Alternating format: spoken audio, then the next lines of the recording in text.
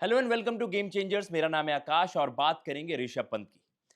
देखिए, ऋषभ पंत में जितना टैलेंट है, कूट कूट के भरा हुआ है टैलेंट, जितना स्किल सेट है उनका, जिस तरीके के वो खिलाड़ी हैं, ये बड़ी एक मिस्ट्री है कि वो टी20 क्रिकेट में उस तरीके से डिलीवर नहीं कर पाए हैं जितनी उनसे उम्मीदें की जाती हैं, चाहे वो टी20 इंटरनेशनल्स हो, चाहे वो आईपीएल हो।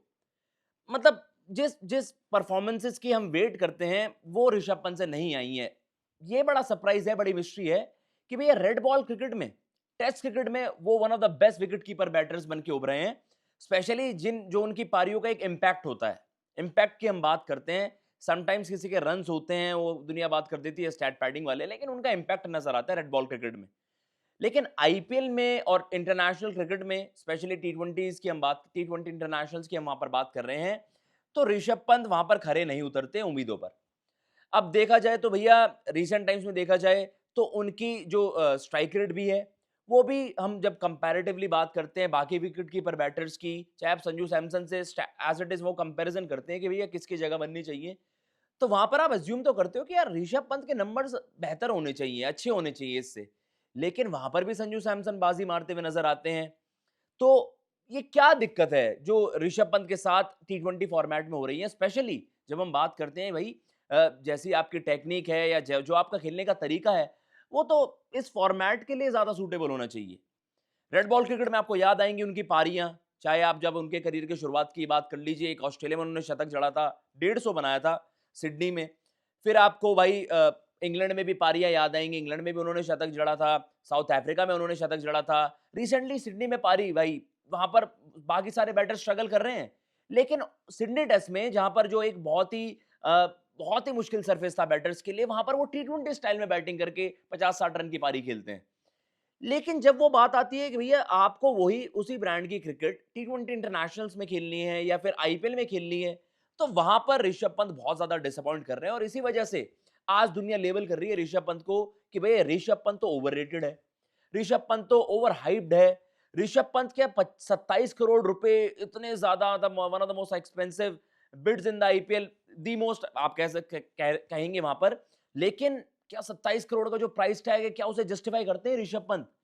अब ये बातें ऋषभ पंत पर उठ रही हैं, जिन्हें एक समय पर डब किया जाता था कि भैया आने वाले समय में तो, जब एमएस धोनी ने, आप कह सकते हैं, रिटायरमेंट ली, कि भैया आने वाले समय में तो आपको आपका विकेट कीपर बैटर मिल चुका है, आने वाले 5-10 साल तक यही खिलाड़ी आपको सर्व करेगा as a wicket keeper batter. Unfortunately एक उनका एक्सीडेंट हुआ जो कि काफी हॉरिफिक था। उसके बाद जब कमबैक करा तो फैंस ने एक्सपेक्टेशंस लगाई कि भैया अब ऋषभ पंत 2.0 नजर आएंगे। रेड बॉल क्रिकेट में तो नजर आए आपको, बांग्लादेश में जब हमने, बांग्लादेश की वर्सेस जब हमने परफॉर्मेंस देखी उनकी, वहां पर भी ये साफ तय हो गया कि भैया ऋषभ पंत में कुछ भी बदलाव नहीं आया है, वो वही पारियां खेल रहे हैं। लेकिन अगर हम बात की जाए आईपीएल की, तो रिसेंटली भी हमने देखा जिस तरीके के उनके डिसमिसल्स हुए हैं। देखिए, फ्लॉप होना ये कोई ऐसी चीज नहीं है कि उन पर आप बहुत ज्यादा लताड़ लगा दें। टी20 क्रिकेट में कंसिस्टेंसी आप वैसे भी उतनी एक्सपेक्ट नहीं करते खिलाड़ियों से जिनसे आप इंपैक्ट एसोसिएट करते हैं। लेकिन जब इंपैक्ट भी ना हो और आपके रन्स भी ना हो, वो नंबर्स ही ना देखने को मिले, तो आप कितना, मतलब आप टैलेंट का कितना ही बखान कर देंगे कि भैया टैलेंट तो है बहुत खिलाड़ी में, बस रन्स नहीं आ रहे हैं। नहीं, जब कंपटीशन इतना जबरदस्त हो तो आपको रन्स करने पड़ेंगे और तभी आपके नाम की चर्चा होगी। इंटरनेशनल्स की बात की जाए, टी20 इंटरनेशनल्स के नंबर्स को देखा जाए, 76 मैचेस मिले हैं ऋषभ पंत को। इतनी बैकिंग हर किसी खिलाड़ी को नहीं मिलती। इतनी बैकिंग के बावजूद आपको याद करनी पड़ेगी। देखिए, रेड बॉल क्रिकेट में मैंने आपको, मतलब मैं उंगली में गिन सकता हूं उनकी पारियां, वो सारे इंपैक्टफुल नॉक्स आपको, मतलब आपको आपके जहन में सारी चीजें होंगी वो।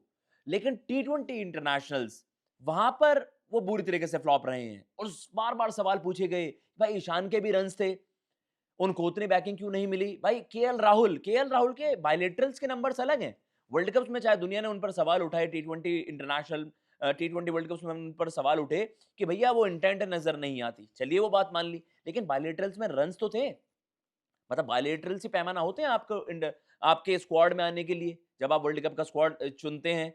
लेकिन ऋषभ पंत के साथ तो ये केस है ना। उनके वर्ल्ड कप्स में आपको क्या पारी याद आएगी? आपको पाकिस्तान वर्सेस न्यूयॉर्क में आपको याद आएगा, यूएसए वेस्ट इंडीज में जो रिसेंटली, मतलब 2024 टी20 वर्ल्ड कप खेला गया था, वो पारी आपको याद आएगी। मतलब उसके बारे में दुनिया चर्चा करती है कि हाँ भाई, वो एक क्रूशियल मोमेंट पर आई, मैच विनिंग कॉज में आई और बड़ा स्टेज था उस मैच का। लेकिन उसके अलावा आपको पारियां मतलब याद करनी पड़ेंगी। अगर उनके पिछले 10-15 इंटरनेशनल पारियां भी देख ली जाए, एक 49 का स्कोर जरूर था वहां पर, लेकिन वो पारियां आप उनसे जो एक्सपेक्ट करते हैं, स्पेशली जब 3 पर खेल रहे हैं, 4 पर खेल रहे हैं, 5 पर खेल रहे हैं, ऊपर जिस मन मर्जी पोजीशंस मिली हैं भाई ऋषभ पंत को, लेकिन वो इंपैक्ट नजर नहीं आया। बात कर लेते हैं जी आईपीएल की। अगर आईपीएल के स्टैट्स की बात की जाए तो मैं आपके सामने जरूर रखूंगा भैया किस तरीके से इनकी परफॉर्मेंसेज रही हैं। अब इनका जो ब्रेक थ्रू सीजन था, शुरुआत में देखा जाए 2017 में 14 मैचेस में 366 रन बनाए उन्होंने, जिसमें वहां पर उनकी एवरेज 26.14 की थी। स्ट्राइक रेट की आप बात करते हैं, स्ट्राइक रेट हमेशा इनका उस समय उस दौरान बड़ा जबरदस्त था, 165.61। अब वही हम बात कर रहे हैं 2018, ये ब्रेक थ्रू सीजन था जी ऋषभ पंत के लिए आईपीएल में, जब दुनिया ने देखा कि यार ऋषभ पंत का बल्ला आज गरज रहा है। ये वो खिलाड़ी है जो टी20 क्रिकेट में बिल्कुल ही मतलब आपकी नीड है, इंडियन क्रिकेट की नीड है ये खिलाड़ी। तो वहां पर उनकी तरफ से वो परफॉर्मेंसेज आई, 14 मैचेस, 684 रन, एक शतक भी वहां पर जड़ा था, आपको याद आएगा।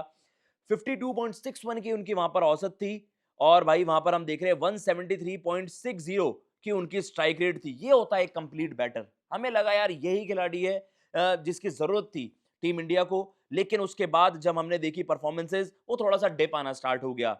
2019 की बात करें, 16 मैचेस, 488, अगेन गुड सीजन, 37 की वहां पर उनकी एवरेज थी, 162.66 का स्ट्राइक रेट। देखिए एवरेज और स्ट्राइक रेट का ये बैलेंस होना, तो आपको लगता है कि यार यही है टी20 क्रिकेट में, आपको इसी ब्रांड का खिलाड़ी चाहिए जो इस ब्रांड की क्रिकेट खेले।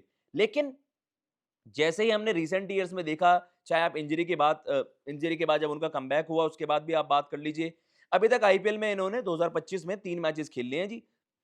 कुल दिखाने को वहां पर 17 रन है महज, 17 रन हैं, और उस पर आप क्या ही चर्चा कर लें। स्पेशली जो आप कह सकते हैं ना कि मोड ऑफ डिसमिसल्स, वो बिल्कुल भी श्योर नहीं लग रहे हैं। क्या वो थोड़ा सा आप कह सकते हैं ना कि वो ज्यादा सोच रहे हैं? प्राइस टैग को लेकर भी टीम का कप्तान भी बनाया गया उनको एलएसजी का, तो उन पर प्रेशर तो है, एक्सपेक्टेशंस जैसे कह सकते हैं ना, उम्मीदों का एक बोझ तो है। लेकिन यही तो चैंपियन प्लेयर्स का आप कह सकते हैं एक यूएसपी होती है, यही तो चैंपियन प्लेयर्स की खास बात होती है कि जब प्रेशर ज्यादा होता है तो आपकी परफॉर्मेंस और ज्यादा निखर कर आती है। तो ये वो चीजें हैं कि भैया 2018 2019 उस समय तो ऋषभ पंत का बल्ला खूब गरज रहा था, लेकिन रिसेंटली देखा जाए तो जैसा मैंने आपको इस सीजन का बताया, 2024 में बताया, तो 13 मैचेस हैं, 446 रन उन्होंने बनाए, 40 का एवरेज था, और स्ट्राइक रेट भी 155.40 की थी। बस वही चीज है कि भाई 2022 की बात की जाए, 14 मैचेस हैं, 340 रन हैं, 30 की वहां पर एवरेज थी, 30.91, एंड स्ट्राइक रेट 151। तो ऋषभ पंत से परफॉर्मेंसेस उसी दर्जे की एक्सपेक्ट की जाएंगी ना जितना उनका टैलेंट है। अब क्योंकि कंपटीशन में बहुत सारे खिलाड़ी हैं, अब देखिए विकेट कीपर बैटर है, अगले साल आपका टी20 वर्ल्ड कप है, इंडिया में ही है, तो संजू सैमसन से आपकी वहां पर भिड़ंत होगी कि भैया किसको वहां पर पिक किया जाए। ऋषभ की एब्सेंस में हम देख रहे थे जितेश थे वहां पर। तो इस वक्त कंपटीशन बहुत ज्यादा आप कह सकते हैं टफ है, और इस वक्त यही ऋषभ पंत के लिए सबसे ज्यादा क्रूशल होगा कि चलिए आपके 2-3 मैचेस जो निकल गए हैं, लेकिन अब इस सीजन में तगड़ा कमबैक करना है, उस तरीके का कमबैक जो हम ऋषभ पंत से एक्सपेक्ट करते हैं। और लेट अस सी कि भैया किस तरीके से अब वो जो भी इनका क्रिटिसिज्म हो रहा है, जो भी आलोचनाएं हो रही हैं, उनको पॉजिटिव तरीके से लीजिए। मतलब आप कह सकते हैं ना कि एक चैलेंज लीजिए कि हाँ भाई मेरे पे सवाल उठ रहे हैं, लेकिन अब मैं परफॉर्मेंस से जवाब दूंगा।